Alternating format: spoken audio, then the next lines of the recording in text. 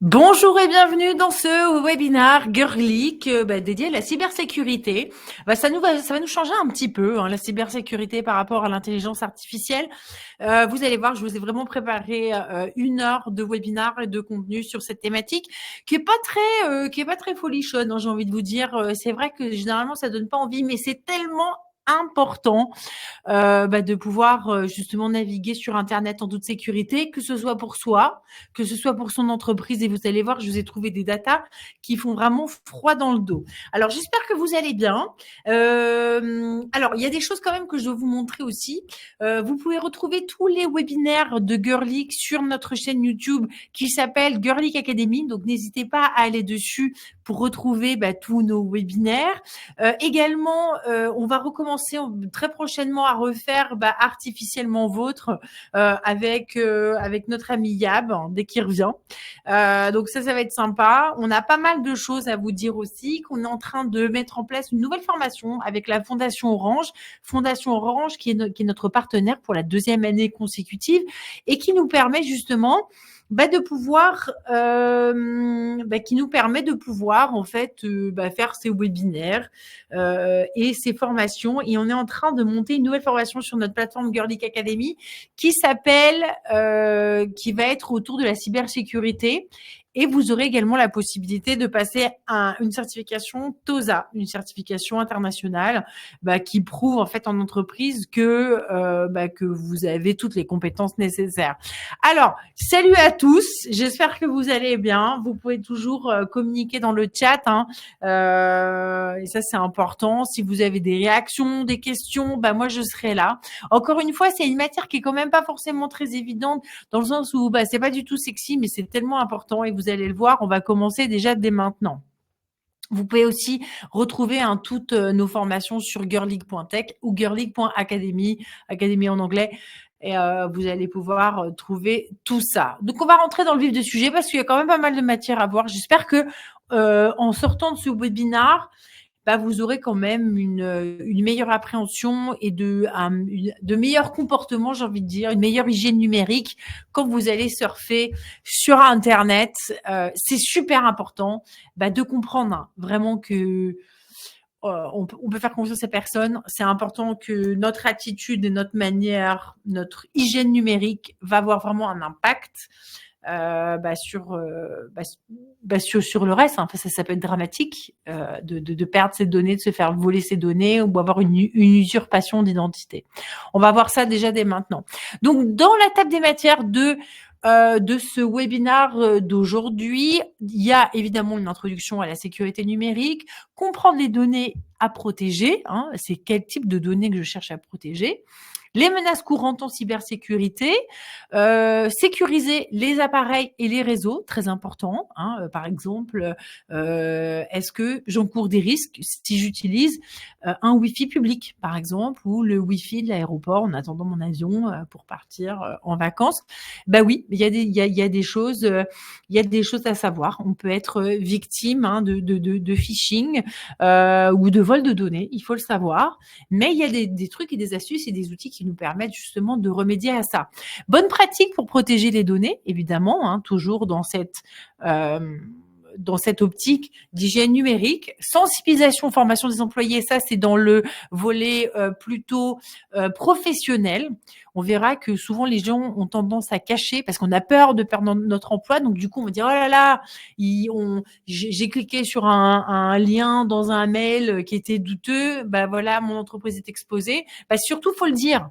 Il faut communiquer et vous allez voir qu'il y a des plans à mettre en place au sein de l'entreprise. Gestion des incidents, préparation aux crises, évidemment. Ça, on va le voir. Et puis, les outils qui sont mis à l'honneur. J'ai quelques outils à vous montrer et qui sont très utiles. Voilà. Alors, l'objectif, c'est vous donner des conseils simples, c'est de vous donner aussi des conseils qui sont concrets pour réduire les risques de cyberattaque. Alors, quelques chiffres pour commencer. En 2023 en Belgique, la Belgique a enregistré un total de 120 incidents par ransomware, et ça marque une augmentation de 24% par rapport à l'année précédente. Et donc, c'est vraiment des demandes de rançon, c'est-à-dire je vais pirater le réseau d'un hôpital, l'hôpital va plus pouvoir fonctionner, ben pour débloquer la situation, ben le hacker va demander une rançon. Vous vous rendez compte, c'est 24% en plus par rapport à 2022. Donc on voit bien que c'est vraiment en nette croissance. Ensuite, autre chose à savoir, près d'une entreprise belge sur deux, donc 48%, a été touchée par des actes de cybercriminalité l'an dernier et 1 sur 20 a versé une rançon à des cybercriminels. Ça, c'est le cabinet de consultance BDO qui l'a mentionné. J'ai trouvé ça dans un article de l'Écho. C'est énorme, c'est énorme. Mais le coût moyen, en 2022, il y avait le responsable de Cyberwall en Wallonie qui m'expliquait que le coût moyen par entreprise en Belgique était de 57 000 € par an. Vous vous rendez compte? 57 000 € par an, ça c'est le coût de la cybercriminalité en Belgique. Ça coûte une fortune. Donc c'est vraiment important de se former continuellement pour bien comprendre quels sont les types de risques, adopter une bonne hygiène numérique pour prévenir pour prévenir tout ça. Alors, toujours le cabinet de consultance BDO, il disait que 30% des entreprises interrogées ont subi une tentative d'hameçonnage, 9% d'entre elles ont vu leur système affecté par un virus, 7% ont été victimes d'une fuite de données en interne, 6% ont été victimes d'une fuite de données en externe via un fournisseur externe, par exemple. Donc, l'erreur humaine, on va le voir aussi, l'erreur humaine, c'est peut-être 90%, 95% en fait des cas. Je clique sur un mauvais lien, je fais une mauvaise manipulation et bim, j'expose mon entreprise ou même mes données personnelles et c'est cata. D'accord ? La fraude en ligne également a augmenté en Belgique de 35% entre 2019 et 2035. Donc, vraiment vigilance absolue. C'est très important. Même les personnes les plus aguerries peuvent se faire avoir. Donc, je crois qu'il faut rester humble et humble par rapport à tout ça. Il faut toujours apprendre. Les hackers font preuve d'une très grande créativité. Ils sont capables de reproduire des sites internet à l'identique. Et franchement, on y voit que du feu, quoi. Donc, il faut faire très attention. Il y a des choses à savoir, comme par exemple, si on reçoit un mail où on nous demande le login, je sais pas, et le mot de passe pour accéder à un compte, je sais pas, un site internet, c'est bizarre, quoi. Il faut faire attention. Généralement, c'est des choses qu'on nous demande pas. Si dans le temps, on demandait le numéro de la carte de crédit plus le code confidentiel, ça c'est pareil, ça on donne pas évidemment. Mais même des personnes aguerries, encore une fois, peuvent se faire avoir en cliquant sur des emails qui ont l'air vraiment vrais avec des bonnes excuses. Des bonnes intentions, et là, on se fait avoir. Autre chose, 60% des petites entreprises font faillite dans les 6 mois suivant une cyberattaque. Alors, c'est un chiffre à peu près qui est un peu contesté, mais quand j'ai fait mes recherches, c'est quand même, on voit bien que quand même, ça coûte tellement d'argent que ça coûte la vie carrément à l'entreprise et elle dépose le bilan dans les 6 mois ou dans les 3 ans. Donc, il y a un vrai impact économique par rapport à ça. C'est pour ça qu'il faut être particulièrement vigilant, encore une fois.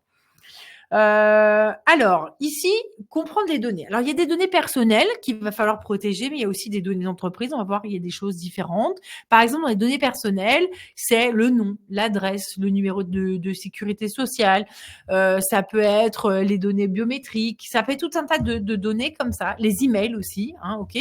Et en Europe, c'est vrai que là, je l'ai marqué, la RGPD. Donc ça, c'est vraiment c'est ce règlement européen de la protection des données impose aux entreprises de protéger ces données et prévoit des amendes en cas de négligence jusqu'à 20 millions d'euros. C'est pour ça que vous devez cliquer là sur accepter les cookies.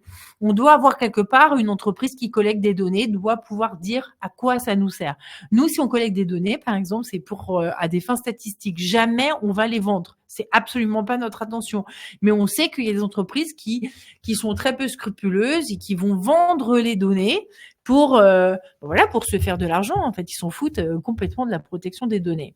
Les données des entreprises, c'est les données des clients, les informations financières, les plans stratégiques, les projets en développement. Tout ça, ce sont des données stratégiques et importantes à protéger. On l'a vu très récemment, Free, l'entreprise de télécom en France, a été piratée. Et puis des numéros, les IBAN et les codes BIC ont été compromis, ont été volés. Et vous allez me dire, ouais, mais ça sert à quoi de voler un IBAN IBAN, on peut rien faire. Il se trouve qu'en fait, le fait de voler des IBAN permettait aux hackers, et ça je l'ai marqué ici, ça permet en fait de faire des faux mandats, donc des fausses domiciliations. Du coup, en fait, si c'est des petits montants qui passent, on peut faire des fausses domiciliations. Il n'y a pas de contrôle bancaire, donc catastrophe. Donc la banque en France, alors je sais pas en Belgique, mais en tout cas en France, n'était pas tenue de vérifier si les mandats de domiciliation sont exacts ou pas. Et du coup, il y avait quand même des alertes en disant maintenant, à partir de maintenant, si vous avez vérifié quand même vos extraits bancaires, parce que des petits montants peuvent être prélevés tous les mois, vous ne le remarquerez pas, mais appliqué à des millions de personnes, ça fait des gros montants.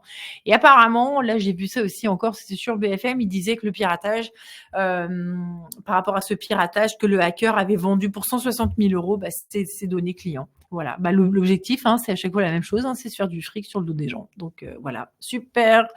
Donc ça, c'est des données qui sont très importantes. C'est vrai que, par exemple, en entreprise, on va nous créer, par exemple, des serveurs protégés sur lesquels on va mettre nos données, qui vont être accessibles que à certaines personnes. Donc, en entreprise, il y a des gens comme ça qui vont être identifiés et qui seront garants de ces données. C'est comme les données qu'on va collecter. Tout le monde n'a pas accès à ces données. On doit dire et nommer la personne qui est responsable de ces datas qu'on va collecter. Ça c'est la partie intéressante finalement de la réglementation de la protection des données. L'objectif c'est de protéger le citoyen et les entreprises et pour pas que ce soit le Far West. Ok. Alors les menaces courantes en cybersécurité, elles sont nombreuses. Il y a le fameux phishing. Alors je me suis dit que j'allais quand même définir les termes parce qu'entre phishing, malware, ransomware, il y en a plein. On pouvait vite être un peu perdu.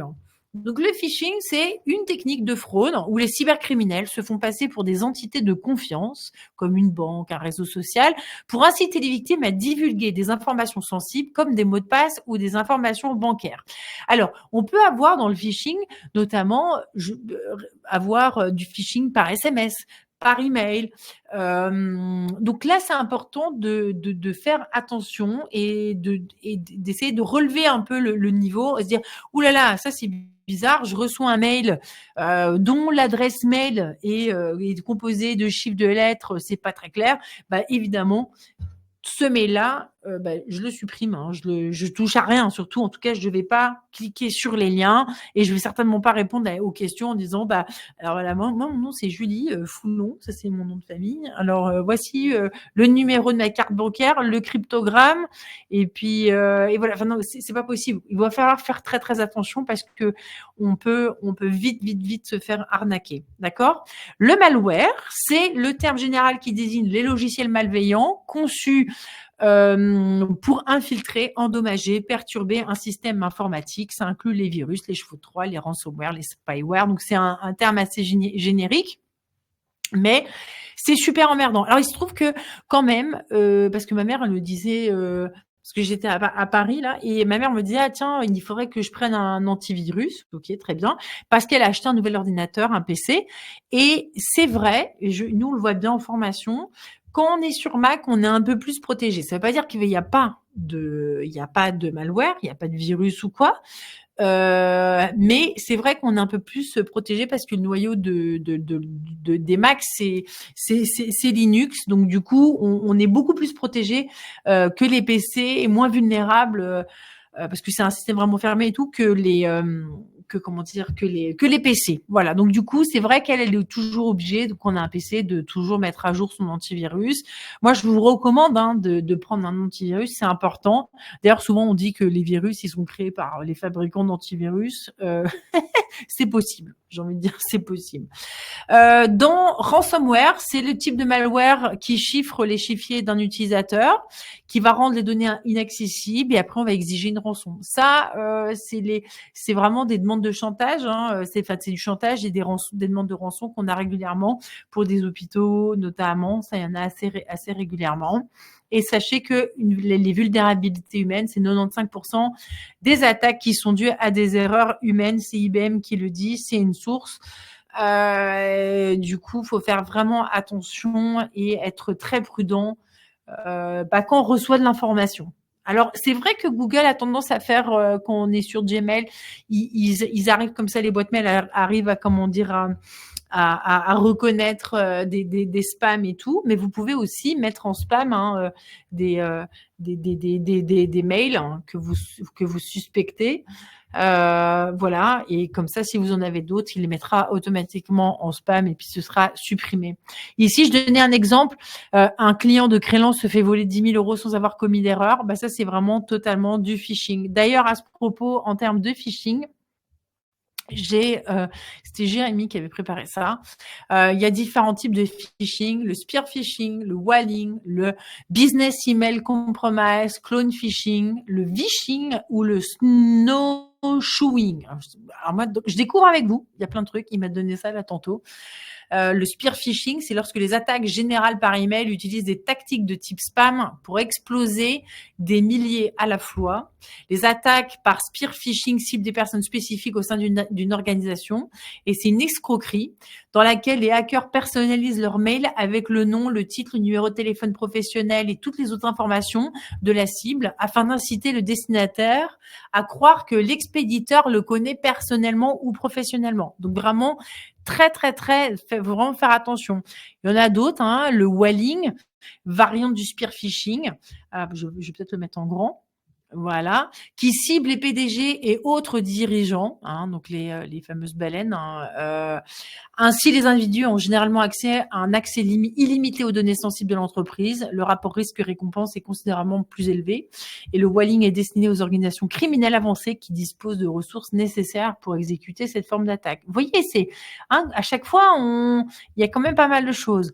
Business, email compromise, les attaques de... il y a une petite erreur là. Les attaques de compromission des emails professionnels sont conçues pour usurper l'identité de cadres supérieurs et inciter les employés, les clients ou les fournisseurs à transférer les paiements de biens ou de services vers d'autres comptes bancaires. Il y a un film comme ça qui est sur Prime qui s'appelle The Beekeeper. Et en fait, c'est cette histoire de cette femme là qui gère un fonds. Et il y a des mecs qui l'appellent comme ça. Et en fait, c'est horrible parce que c'est elle qui transfère les fonds l'argent en fait du fonds de charité qu'elle gère. Et elle le transfère parce qu'elle est complètement manipulée par téléphone. Mais c'est atroce ce film. Mais c'est un film d'action. Bon, je vous spoil pas, mais bon.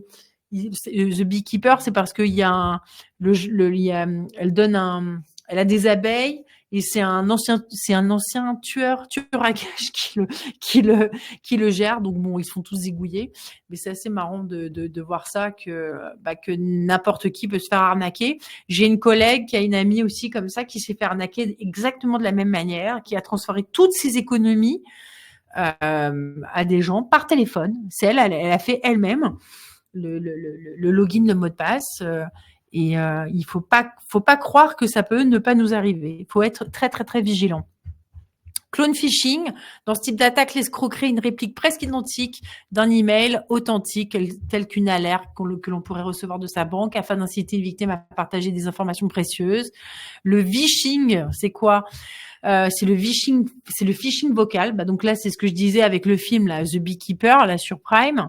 L'escroc affiche frauduleusement le numéro de téléphone réel d'une organisation de confiance.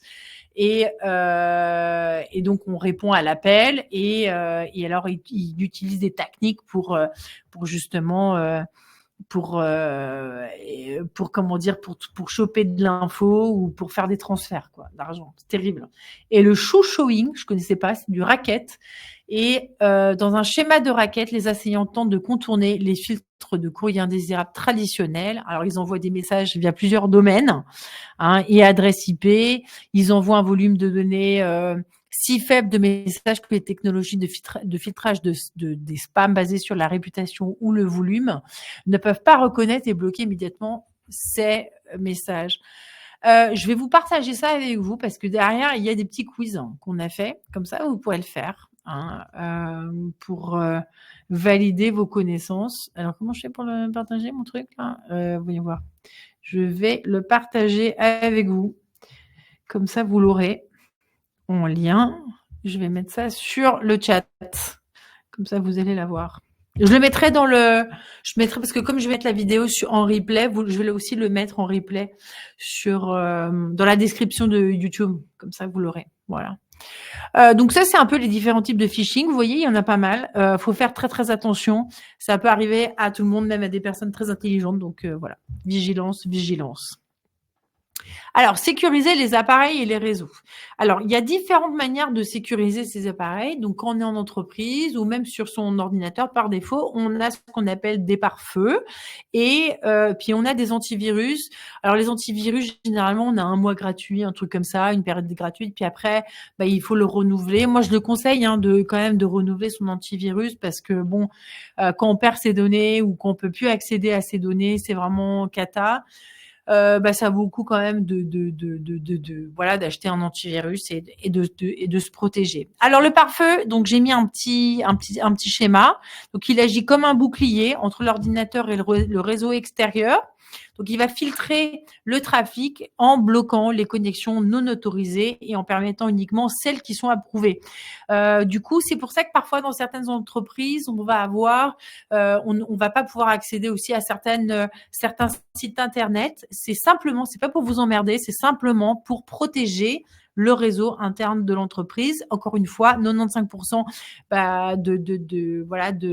des erreurs en cybersécurité sont dues par l'homme, donc il faut faire très attention par rapport à ça.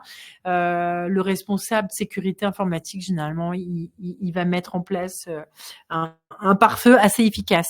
Les antivirus, alors là, c'est ce qu'on peut avoir sur notre ordinateur. Ça va simplement scanner les fichiers, les programmes qu'on a installés sur notre ordinateur ou qu'on a reçus, et il va bloquer, éliminer les logiciels malveillants, les virus, les chevaux de Troie.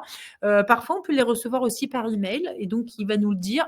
Attention, ici, ce mail contient vous avez un email suspect ou avec une pièce jointe suspecte, donc il va falloir faire attention. Donc ça, c'est tout simplement, c'est juste pour nous protéger, d'accord, et faire en sorte qu'on ne soit pas contaminé. Donc ça, c'est quelque chose qui est encore important. J'arrête pas de dire que c'est important, mais oui, la cybersécurité, c'est important pour nous, pour l'entreprise, en itinérance, on va le voir. Sécuriser les appareils et les réseaux, justement, on va voir à quel point c'est important. Les mises à jour. On nous dit souvent, c'est vrai que sur les PC, il y a toujours des mises à jour, c'est chiant, c'est vrai, mais il faut les faire. C'est les faire parce que ces mises à jour servent régulièrement à apporter des correctifs et à combler les failles de sécurité. D'accord ? Donc, il y en a souvent. Donc, dès que vous avez des mises à jour, faites-les. Programmez-les si vous voulez la nuit, mais il faut faire les mises à jour. Si vous ne les faites pas, de toute manière, le jour où vous aurez une grosse présentation, votre ordinateur va s'éteindre, va faire la mise à jour. C'est classique. D'accord ? Donc, c'est important de faire régulièrement ces mises à jour. Pareil, mettez des mises à jour automatiques, activez-les. Quand nous, on fait souvent des webinars comme ça ou des formations où on apprend à utiliser WordPress. WordPress, c'est un outil, c'est un content management system qui permet de créer des sites internet. C'est le plus utilisé dans le monde, donc c'est assez populaire. Et on va mettre en place, donc WordPress, c'est open source.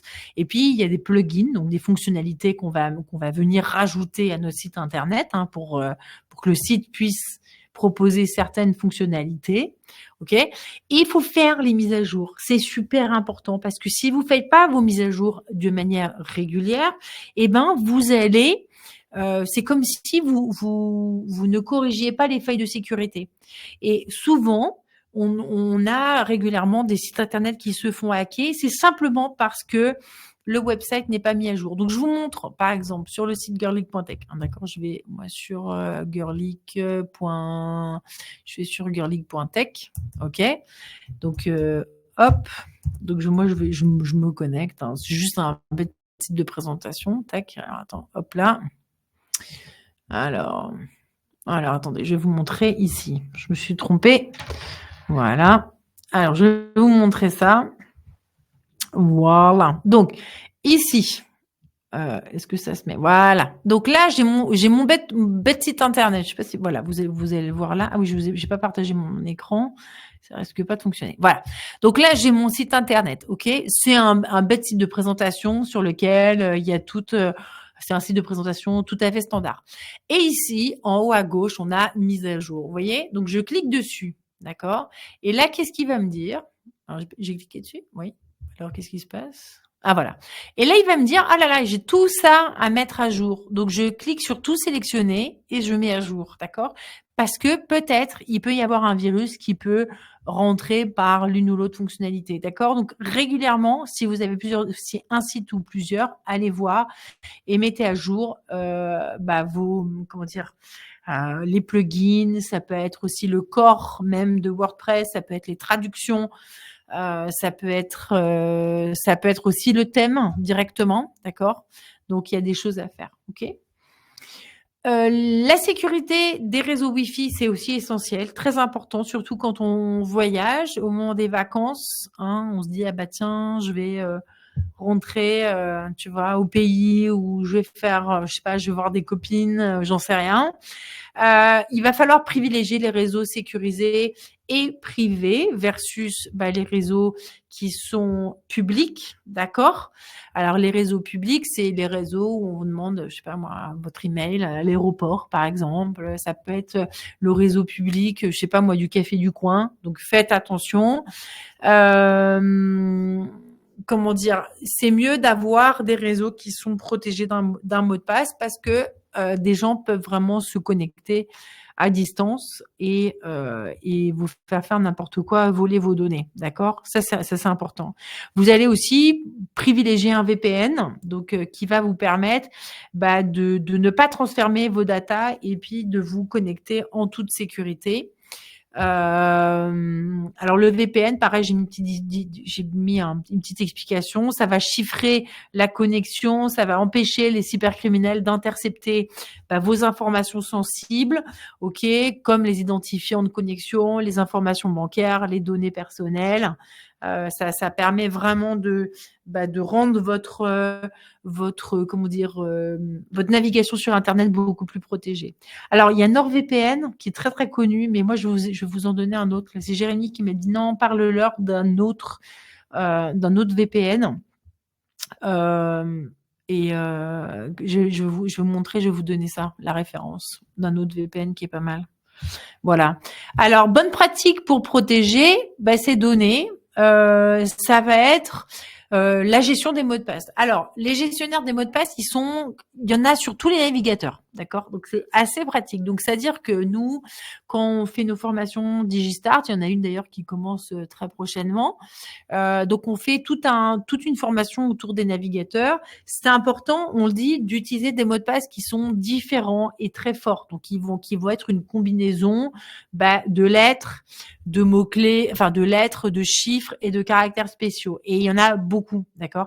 Et le problème, c'est que si vous utilisez des mots de passe qui vont être assez compliqués et très forts comme ça, on peut pas les retenir. Donc, on va utiliser son navigateur pour pouvoir enregistrer ses mots de passe. Et donc, à chaque fois, quand on est connecté au navigateur, donc à Chrome, par exemple, ou Firefox, on sera automatiquement connecté. D'accord? Donc, si moi, par exemple, j'ai Chrome sur mon Mac et j'ai Chrome sur mon iPhone, du coup, si j'enregistre, je sais pas, moi, je me connecte à un site internet avec un login mot de passe, je crée mon compte, et de mon téléphone, comme c'est le même univers, je vais pouvoir me connecter. Alors, je vous ai trouvé un truc un peu marrant, un truc un peu rigolo. C'est là, alors, voyez voir, les mots de passe préférés des Français. Vous savez ça? C'est drôle, c'est très marrant. Vos mots de passe préférés des Français. C'est un article qui date de 2023, du 15 novembre. J'ai trouvé ça sur Le Point. Et alors, c'est marrant parce que dans les mots de passe les plus, les plus populaires, alors on trouve toujours le 1, 2, 3, 4, 5, 6. Alors ça, c'est nul, d'accord? On a le 1, 2, 3, 4, 5, 6, 7, 8, 9, carrément. Alors là, c'est encore plus nul. Donc ça, faut pas mettre, jamais, ok? On a le AZERTY, le admin, le 1, 2, 3, 4, 5, 6, 1. Ou alors, carrément, le AZERTY UIOP, c'est carrément toute la première ligne de votre clavier.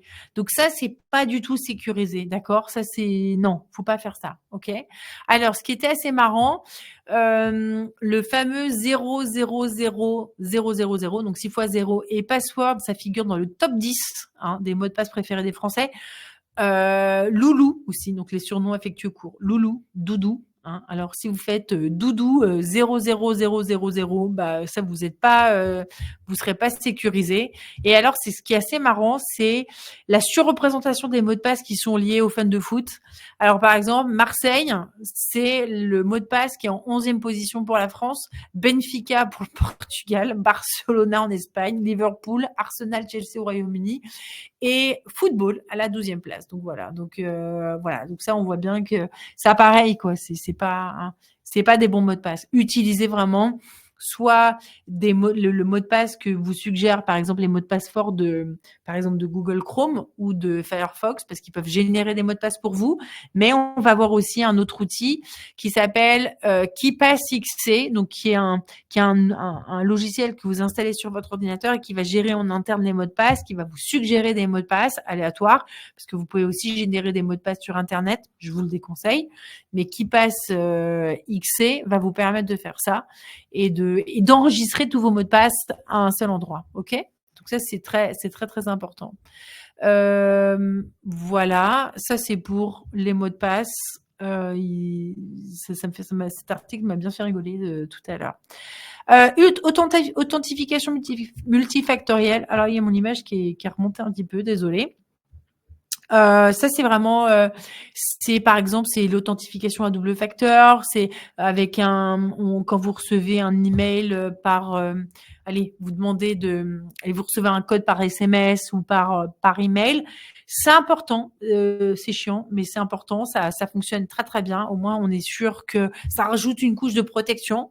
Donc c'est important de pouvoir le mettre en place. Bon, parfois ça peut être galère si vous êtes. Nous on avait eu le cas une fois. C'était une collègue qui recevait pour une application à chaque fois qui recevait la double authentification. Donc chez vous on était là, c'est quoi le code? Donc on devait l'appeler. Mais sinon, c'est quand même assez pratique de faire ça. C'est important. Encore une fois, je l'ai encore dit, important. Alors, toujours dans les bonnes pratiques pour protéger ces datas. Sauvegarde de données, très important, la sauvegarde de données. Alors, il faut sauvegarder régulièrement. Alors, quand on se fait pirater, quand on se fait piquer toutes nos données, c'est là où on se dit, ah merde, j'aurais dû sauvegarder mes données. Alors, soit on met en place ce qu'on appelle des mises à jour automatiques. Donc, je reprends toujours l'exemple de mon site internet. Il y a plein de plugins qui permettent de faire des sauvegardes, ok. Et donc, toutes les semaines, je vais sauvegarder mon blog, ok, et je vais copier une copie de ma sauvegarde sur mon ordinateur, ok. Et cette sauvegarde, peut-être que je vais la mettre sur le cloud ou sur le serveur, un serveur sécurisé de mon entreprise, ok. Ça, c'est une manière. Donc, si jamais mon blog est hacké, alors je vais simplement mettre ma dernière sauvegarde et j'aurai perdu qu'une semaine de travail. Je peux mettre la sauvegarde automatique des données peut se faire. Je peux la programmer comme je veux. Je peux faire une sauvegarde tous les jours, 2 fois par jour, tous les mois, etc. Mais c'est important d'avoir ce réflexe de faire des sauvegardes. On peut aussi faire des sauvegardes sur le cloud. Attention aussi, on se dit oui, moi je vais utiliser Google Drive par exemple, donc tout est sauvegardé. Oui, mais si jamais Google Drive plante ou se fait hacker, alors là vous êtes mal, vous n'avez plus rien non plus. Donc là aussi, c'est important d'avoir une sauvegarde quelque part. Et d'avoir ce qu'on appelle un serveur sécurisé au sein de notre entreprise, d'accord, dans laquelle on va pouvoir stocker comme ça nos informations. C'est chiant à faire, mais ça fait partie des bonnes pratiques en termes d'hygiène numérique, parce que le jour où il y a un problème, c'est là où on se dit, ah, mais j'aurais dû faire. C'est un peu des assurances qu'on met en place. Alors, il se trouve que sur les hébergeurs, il y a des sauvegardes qui sont faites automatiquement de nos données, mais là aussi, pareil, on peut très bien, le coup du sort fait que l'hébergeur plante. Nous, on est chez OVH par exemple, et il y a quelques années, OVH, donc ils sont en France, ils ont des serveurs dans plein de pays, mais ils ont eu un gros problème. Il y a leur serveur de je sais plus où en France, ils ont cramé, et il y a des gens qui ont tout perdu parce que il y avait plus de sauvegarde de leur site internet e-commerce, et ils ont tout perdu. Voilà. Et là, il n'y avait rien à faire. Donc, si eux avaient une copie quelque part, je sais pas, au sein de leur entreprise, et là, ils pouvaient redémarrer. Mais sans ça, c'était cata. Donc, pourquoi je dis ça? C'est parce que parfois, on se fait hacker sur son site internet. Et donc, on va sur son hébergeur et on met la sauvegarde de la veille. Voilà. Et là, hop, c'est reparti. D'accord? Donc, ça, c'est une manière aussi de lutter contre ça. Si par exemple j'ai pas mis à jour un plugin ou j'ai pas mis à jour mon website, je me fais hacker à cause d'une faille de sécurité due à une mise à jour non faite. Et je peux réactiver la sauvegarde sur mon hébergeur et ça va remettre mon site normalement. Et là, je fais toutes les mises à jour évidemment. D'accord? Donc sauvegarde sur un disque dur externe, sur un serveur en local, sur le cloud. Attention quand même d'avoir quand même des copies. Hein, ça c'est toujours important. Le chiffrement des données. Là j'ai mis un ledger, donc ça c'est vraiment dans le monde des cryptos. L'idée là, c'est de protéger ces informations en les cryptant, d'accord? Donc c'est vraiment un chiffrement en fait de l'information qui va être, on va pas pouvoir lire en fait les données, d'accord? Donc du coup, on peut avoir des clés USB qui sont en vente. Attention toutefois, parce qu'on j'en parlais avec un autre collègue là aujourd'hui. Il y a des clés USB qui sont de très mauvaise qualité. Donc, si je mets des informations qui sont sensibles dessus, là, il me disait, moi, j'ai une clé USB. Elle a fonctionné pendant 15 jours. Après, impossible d'aller dessus. D'accord? Donc, ça protège des informations sensibles. On peut aussi crypter des dossiers sur son ordinateur en mettant un mot de passe aussi. Bon, alors c'est un accès avec un mot de passe.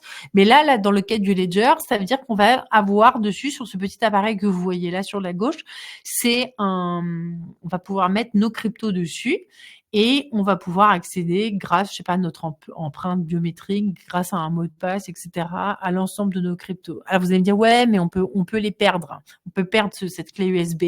Oui, mais sachez que c'est plus sécurisé là-dessus que sur une plateforme de crypto-monnaie. Parce qu'on l'a déjà vu, d'ailleurs en Belgique, il y a eu ça. Quand il y a une plateforme d'achat-vente de crypto-monnaie qui plante, vous ne savez plus récupérer vos cryptos. Voilà, donc c'est important de bien comprendre comment tout ça fonctionne et de penser en amont à la sécurité de ces informations et de ces datas et d'avoir différentes copies et surtout de mettre à l'abri ces données sensibles. C'est pas très sexy, je vous l'avais dit, comme thématique, mais c'est important. Voilà. Alors ensuite, sensibilisation et formation des employés, il faut se former tout le temps, tout le temps, tout le temps. Il faut lire, il faut se renseigner. C'est non-stop. Ça ne fait qu'évoluer et je crois qu'il faut être à l'affût des nouvelles techniques pour se prémunir des attaques. Ok. Alors au sein d'entreprises, il y a des personnes qui vont pouvoir mettre en place des politiques simples d'hygiène numérique, par exemple ne jamais ouvrir de pièces jointes qui proviennent d'expéditeurs inconnus. Il va y avoir des formations qui vont être mises en place. Il y a des rappels réguliers. C'est important. La sécurité avant tout, surtout de ces data. Et c'est pas parce qu'il y a des rappels qu'on vous prend pour des idiots. Non, c'est juste pour se mettre à jour et toujours de continuer à avoir ces bonnes pratiques d'hygiène numérique. Donc la sensibilisation, la formation en permanence, c'est vraiment primordial. C'est pour ça d'ailleurs que c'est ce que je vous disais en tout début de webinaire, que là on va mettre en place donc cette formation avec la Fondation Orange, donc qui sera gratuite, accessible à tous, sur tout ce qui est hygiène numérique, cybersécurité, à la maison, au bureau et en itinérance. Donc il y aura plein d'outils, plein de tutos, il y aura plein de vidéos, des choses comme ça. Et en même temps, ce qu'on va mettre en place aussi, c'est la possibilité aussi de passer cette certification TOSA Cyber Citizen. Pour montrer comme ça sur le marché du travail que vous avez les bons réflexes, quoi, et que vous êtes vraiment bien renseigné sur le sujet et que surtout que vous êtes formé. Ça, c'est important. Alors, oui, j'ai oublié de vous dire un truc marrant. Enfin, non, c'était pas marrant. C'était pas du tout marrant, mais je sais pas si vous vous souvenez, la panne Microsoft de cet été, il y avait une énorme panne Microsoft et en fait qui était suite à une mise à jour. Alors c'était quoi la mise à jour? jour. Mais ça, c'était une mise à jour, je crois, d'un truc de sécurité, je crois. Mais c'était chez Microsoft. Mais bon, ça a tout fait planter à tel point que il y avait quand même des ah voilà, il y a ma caméra qui est revenue. Il y avait quand même des comment dire, il y avait une panne mondiale généralisée de Microsoft Azure. Donc tout ce qui tournait dessus, il y avait des hôpitaux, il y avait des aéroports, il y avait des trains, mais c'est chiffré en milliards de dollars en fait. Et donc voilà, c'était l'entreprise Sandbox qui avait fait une attends, c'était quoi? Non, c'est CrowdStrike. Ouais, c'est ça. C'était par un bug. Voilà, cette panne géante a été causée par un bug qui n'a pas été identifié par CrowdStrike. C'est ça. Ils ont voulu déployer quelque chose et en fait, ça a tout fait planter, mais c'était une catastrophe. Catastrophe, catastrophe. Donc là, voilà, mauvaise mise à jour. Et du coup, voilà, Canal+ a été impacté, les aéroports ont été impactés. C'est catastrophe, vraiment. Donc voilà. Bon, ça n'a pas impacté les géos, mais ça a impacté quand même. Vous imaginez, et comment dire, vous êtes en train des hôpitaux qui sont là-dessus. S'il y avait, je sais pas moi, des logiciels connectés sur Azure pour faire des opérations ou des choses comme ça aurait été une catastrophe. Microsoft Azure, c'est vraiment pour rappel, c'est tout ce qui est, c'est les services Microsoft de base de données, tout ce qui est cloud, etc. Leur concurrent direct, c'est Amazon Web Services. On le sait pas assez, mais c'est les deux gros concurrents de tout ce qui est data, enfin pour les grosses entreprises, voilà. Comme ça, vous savez ça aussi. Petite culture, un peu de culture générale. Alors.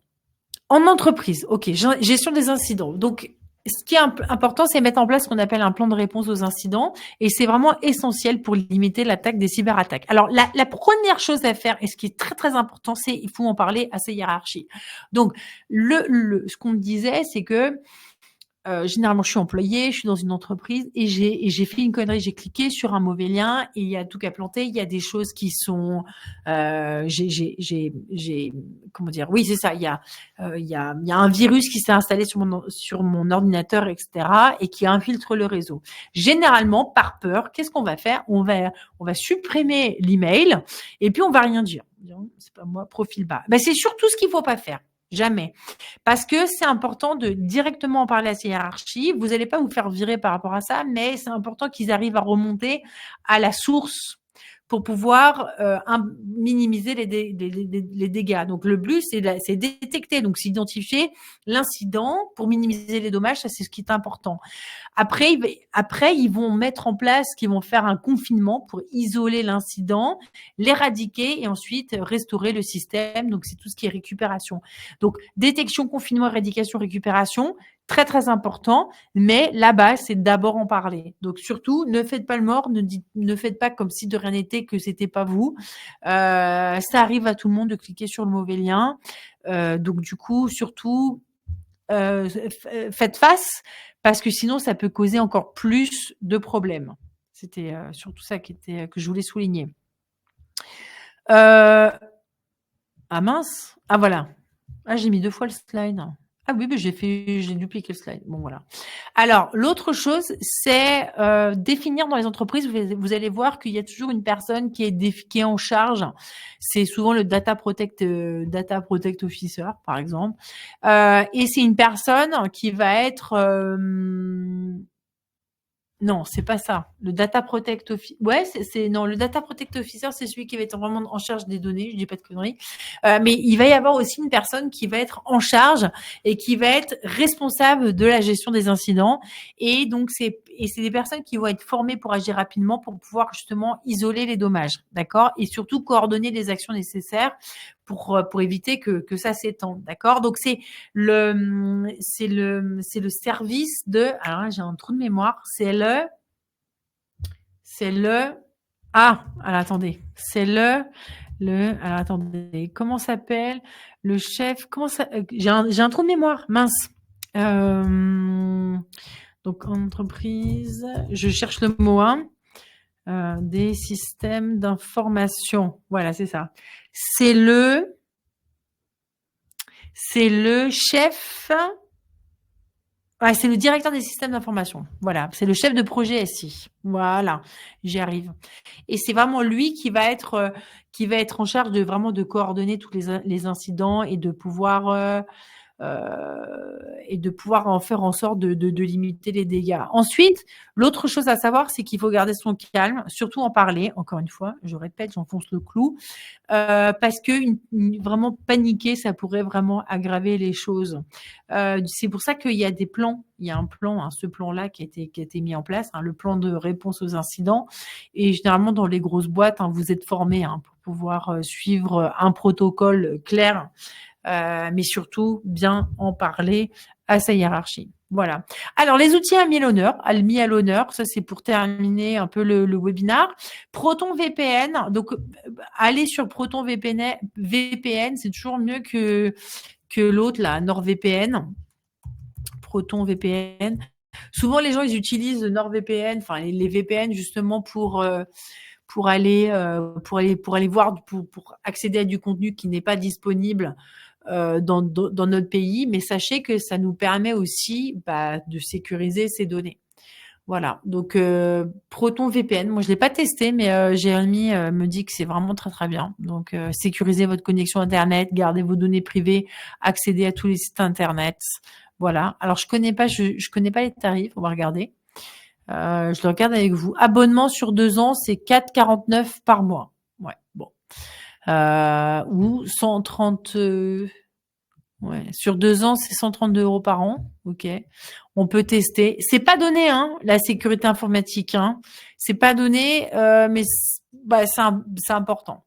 Alors ensuite, il y avait KeePass XC. Parce qu'il y a KeePass, mais il y a aussi KeePass XC. Donc ça, c'est un outil que vous allez télécharger sur votre ordinateur et qui va vous permettre d'avoir des mots de passe, enfin de générer des mots de passe. Donc là, ça ressemble à ça. Donc par exemple ici, alors là, hop là. Ah, j'ai fait une bêtise. Attendez, j'ai fait une bêtise. Voilà, il est là. Non, je l'ai pas là. Où est-ce que je l'ai mis mon truc? Là. Ah voilà. Ah non, vous allez pas le voir. Mince. En fait, vous allez voir. Est-ce qu'il y a un truc qui passe XC peut-être des captures d'écran? Donc vous allez pouvoir gérer en fait directement, en fait depuis votre ordinateur.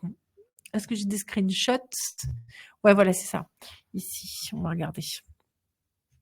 Voilà. Tac, ouvrir l'image dans un nouvel onglet. Voilà. Voilà. Donc ça ressemble à ça, mais complètement à ça. Et donc là, par exemple, on va mettre un titre. Là, tiens, c'est mon mot de passe pour Netflix ou Dropbox. Le username, hein, c'est le login et le mot de passe, ok. Et puis on va mettre l'adresse mail, hein, de connexion, d'accord. Mais ici, quand vous allez pouvoir mettre le mot de passe, vous allez pouvoir dire quel type de mot de passe vous voulez. Où est-ce que c'est? Est-ce que j'ai un screenshot? Non. Ça, c'est description. Non. Vous avez la possibilité, hein, de mettre des trucs hyper robustes. Mais c'est sauvegardé en local. Et pour pouvoir aller dessus, on va vous demander un login, un mot de passe. Donc ça vaut le coup. Donc d'aller dessus. Qui passe xc.org. Je vais vous mettre le lien aussi. Je vais mettre ça dans le chat. Je vais mettre aussi l'autre.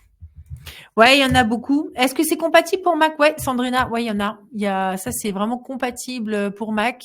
Moi, je l'ai installé, hein. C'est bien. Alors après, il faut savoir que sur votre navigateur, ça c'est Proton VPN, sur votre navigateur, ici en haut à droite, vous voyez, donc là, il y a ma photo de profil.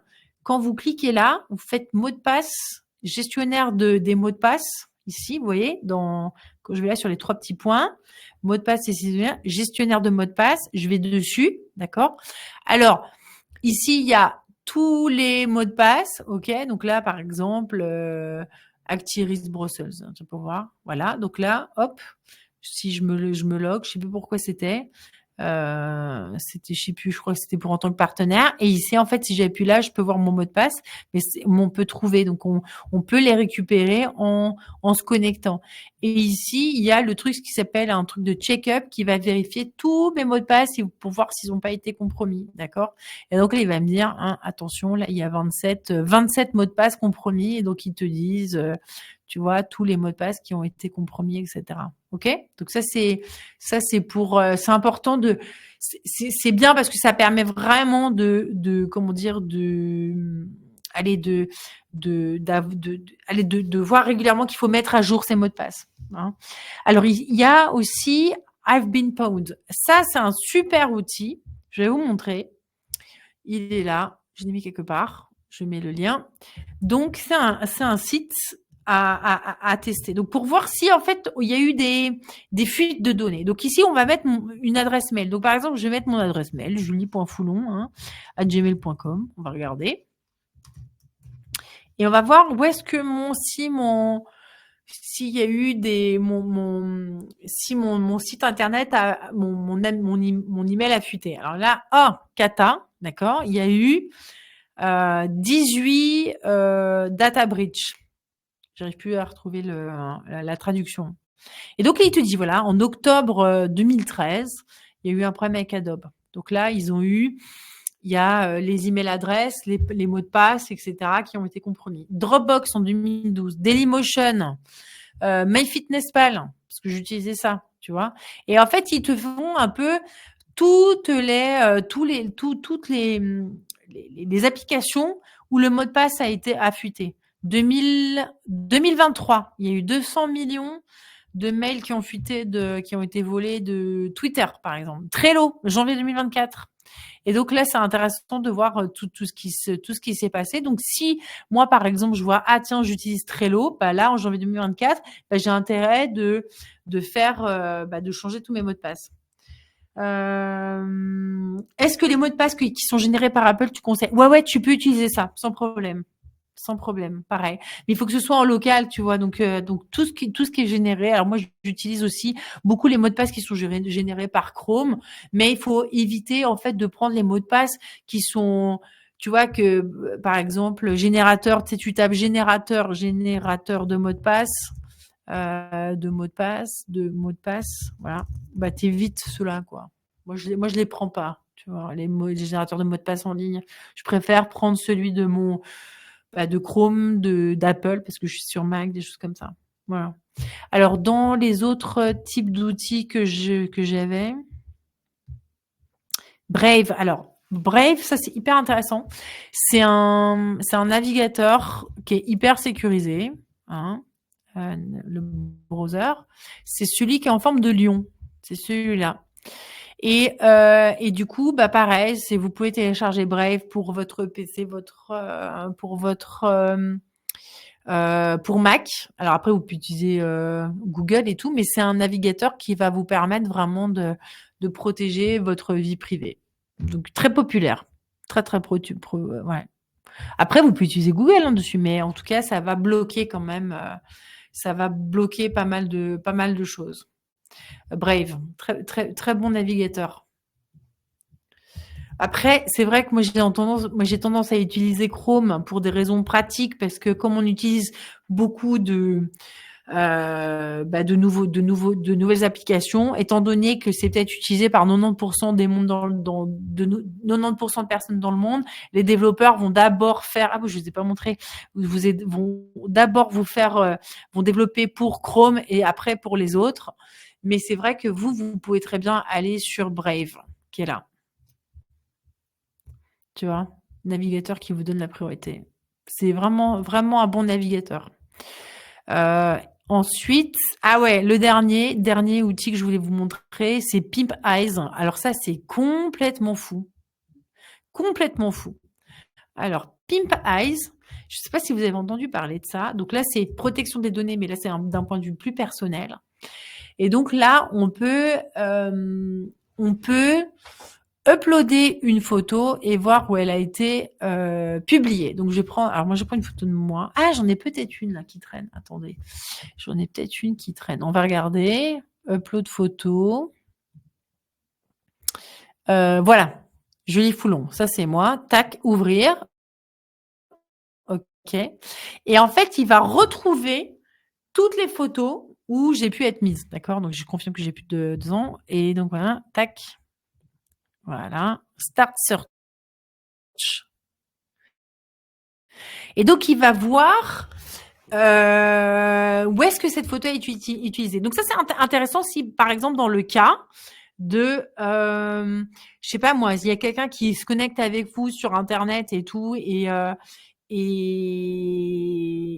vous savez pas qui est cette personne, et ben pour voir si c'est une vraie personne, ben vous pouvez mettre la photo sur ce truc-là, sur Pim Eyes, et voir si c'est une vraie personne et si c'est pas une photo d'emprunt. Donc là, on voit, alors cyber, je sais pas quoi. Là, il y a tous les sites web où je suis dessus. Voilà, Cercle de Wallonie. Il y a plein de trucs. Voilà, sur le site de Tariq Kenan, girly.tech, BDGC. Ça, c'est le truc du golf, hein, j'ai l'impression, BDGC, je crois. C'est le truc du golf. Ouais, click website. Ah oui, alors bon, après, ça peut être payant et tout. Mais là, je vois, ouais, ça, je reconnais le website, parce que je joue au golf. Bon, comme ça, vous savez tout. La PFE, voilà. J'ai plein de... sur L.be, voilà, il y a plein de choses. C'est là où j'apparais partout. Donc ça peut être assez intéressant. Donc faites le test, vous allez voir. Vous mettez votre photo et vous allez voir où est-ce que votre tête apparaît. Et croyez-moi, franchement, on a fait le test avec des personnes qui se disaient ouais non mais moi sur Internet il y a 0 trace de moi. Et ben c'est une IA derrière et qui va scanner Internet et qui va vraiment vous retrouver. Voilà, donc ça c'était pour les outils. Et c'est fini déjà, c'est fini sur la cybersécurité, comment protéger son activité numérique, sécuriser ses données, ses appareils. Je vous l'ai dit, hein, c'est pas hyper sexy comme thématique, mais c'est tellement important. Alors surtout si ça vous a plu, n'hésitez pas à laisser un avis sur Google, bah nous ça nous aide. De toute manière, je crois que de toute façon, comme d'habitude, je vais mettre ça en ligne sur le replay de la chaîne YouTube Girl Geek Academy. Et la semaine prochaine, non, même pas la semaine prochaine, c'est jeudi. Jeudi, on a un autre webinaire puisque moi, celui-là, je l'avais décalé parce que j'avais pas accès à la fibre. Donc, du coup, c'était un peu galère. Et c'est les IA pour les réseaux sociaux et le marketing digital, créer du contenu engagé. Voilà. Donc ça, c'est pour la semaine prochaine. Mais pas la semaine prochaine, c'est jeudi. Il faut que j'arrête de raconter n'importe quoi. Jeudi, c'est le prochain webinar. N'hésitez pas à vous enregistrer. C'est déjà la rentrée, je suis déjà fatiguée. Bon, en tout cas, merci. C'était très sympa d'être avec vous. Passez une bonne fin de journée. Je vous donne rendez-vous jeudi. Voilà. À bientôt.